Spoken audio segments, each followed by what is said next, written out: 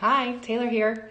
I just retweeted a tweet from, it was yesterday, that got a bit of attention. It was about rank ordering the family structure. So I was wondering what your thoughts were and thought we would have a little bit of a discussion here right now. Because it was interesting, and I understand the complexity of it and the confusion that sort of leads into this debate. So I'll read my tweet, but if you want to look, you can also look later on right underneath this one. I just retweeted it.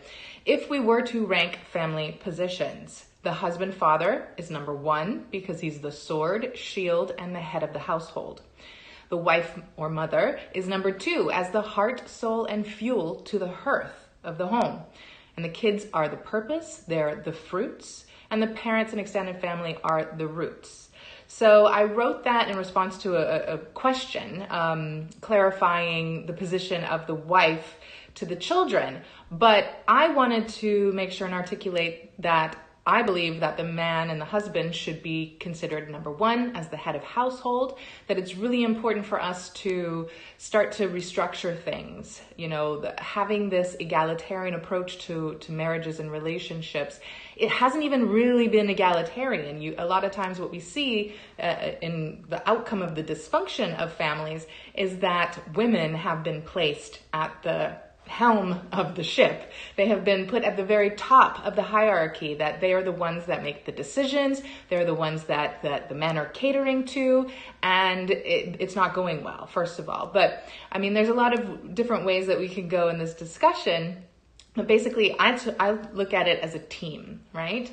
And that team structure requires a hierarchy and a decision-making authority system, because a democracy does not work. And having 2 captains of the ship, whatever analogy you want to use, it's not effective in a team situation. If you're talking about highly successful teams, it's really important to have a leadership system. And so in regards to a marriage and a family and a household, the man is the one who's going to be protecting the family. And when all else fails, he should be that person who takes the fall.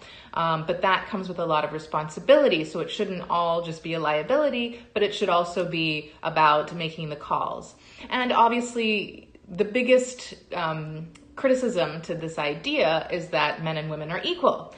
And so I wanted to clarify this. I mean, equality is about being treated the same, right? If we're talking about racial equality or whatever type of equality, gender equality, we're thinking that a man is not treated with different rights as a woman, that they're not treated as secondary citizens, right? And so when we talk about both parties, the man and the woman, husband and wife in a relationship, they're equally as important. It's not about it's only the man's, show and he's running it, and whatever the woman says or thinks or does doesn't matter. No, that's total misconception.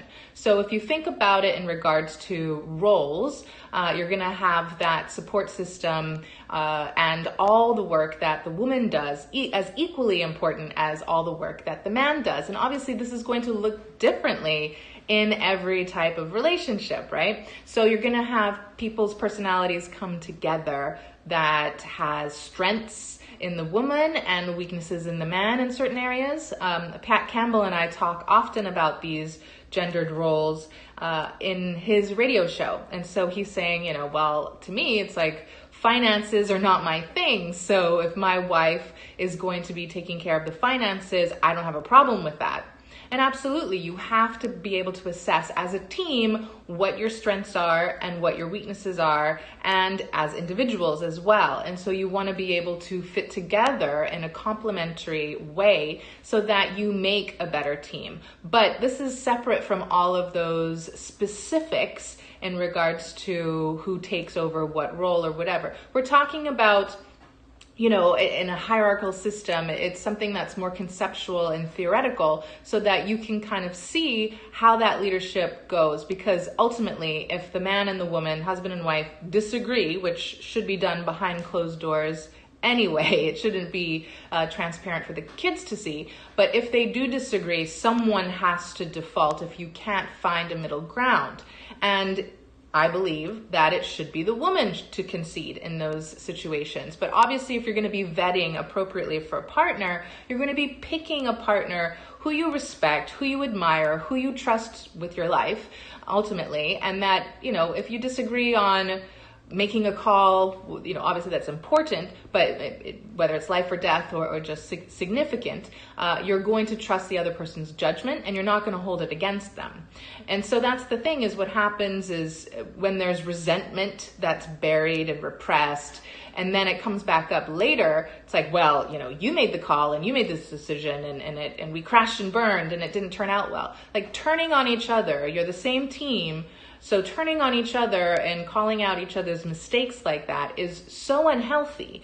What you need to do is you need to just look at it as a solution-focused approach to your marriage and your decisions. And, whoever makes the call, if it doesn't work, then you just regroup and you try another solution. And that might mean that the husband will say, you know what, my idea didn't work, so let's go with your idea and see how that goes. Or you want to come up with a different idea, start fresh, then you can come up with another compromise together. But you have to be able to have that approach in order to streamline the process of conflict resolution, decision making, and leadership. But it shouldn't be until the last moment that you decide this. This is something that should happen from day one when you're merging together as a system, so that it's an embedded understanding that the two of you can discuss things and have differences of opinion, disagree, that's totally fine. But ultimately, if there's, you come to a crossroads, then okay, well, I trust the man of the house, that my husband, to make the call, because ultimately it's, his responsibility to take care of us, and he's on the line if anything happens.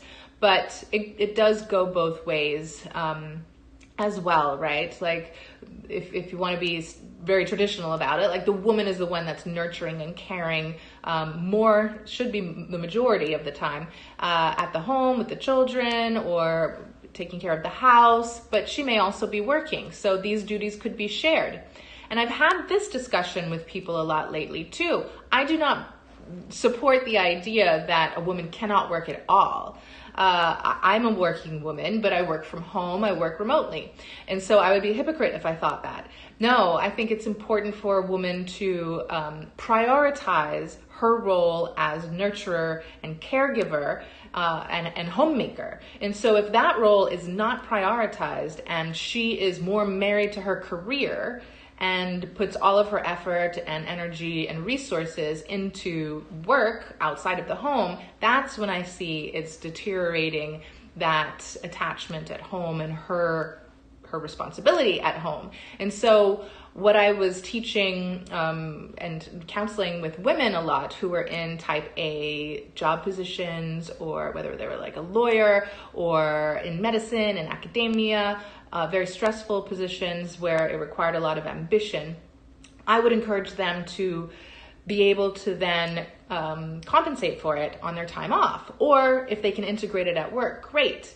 Like nurture your coworkers, be the nice person who's, asking about people's families and reminding each other of their birthdays and checking in, just bring your femininity to work. Now, there are some times when you can't really do that. And so even if that's the case, at least have a system for yourself where you switch when you leave work. Maybe you do like a beach walk or a nature walk, or you go to yoga, or you do some meditation, you play with animals, kids, you go do some charity work, whatever it is for you, but to try to have that distinction so that you can switch from work mode where you're more masculine to more feminine at home, and you make sure that you're not sacrificing your home life for your work life.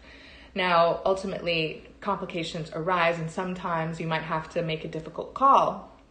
But when it's a priority, you're going to be making sure that you sit down with your partner, your spouse, and you talk it out and you weigh the options. But you shouldn't default to assuming, well, it's important to me, so of course I'm going to be able to do that. So that's where we see a lot of these more progressive, more feminist type of households going, is that the woman just sort of assumes she gets to do what she wants to do. And I have to admit, I've been in that mindset before previously in my life, so I understand it. It doesn't mean I agree with it, and I knew something was wrong back then, but now that I've clarified a lot of these ideas using my training and expertise as a marriage and family therapist, it's been a lot easier now to formulate a healthy relationship, and I'm trying to help articulate that to other women. And I know that it's really hard to welcome that idea, that probably you fought very hard to feel empowered against it. But ultimately, let's go back to, is it equal or not? Okay, yes, equal means same in a mathematical sense. But we're not talking about mathematics. We're talking about fairness. We're talking about rights as humans, and we're talking about what is a priority and what's important. And so as a team, all people in a team have an importance, and you cannot function effectively if one of them is neglecting their roles. So it's just a matter of being different and working together towards the same goals. But ultimately, yes, it's going to come down to one deciding moment, and that should be made by the man. The head of the household should be the man, and that's going to be in partnership with his co-captain, the woman and the wife and the mother. And so just to get back to the original inspiration for this, and I think it's interesting that nobody's making any comments today, but you can comment afterwards once this is a replay. Feel free to add your comments and questions below. The original question that I got on Twitter that inspired this thread was about a man choosing his child over his wife. And so I do agree with those ladies that were saying it's important to put his wife first before the children, because if the parent system is healthy, then the children are going to be okay.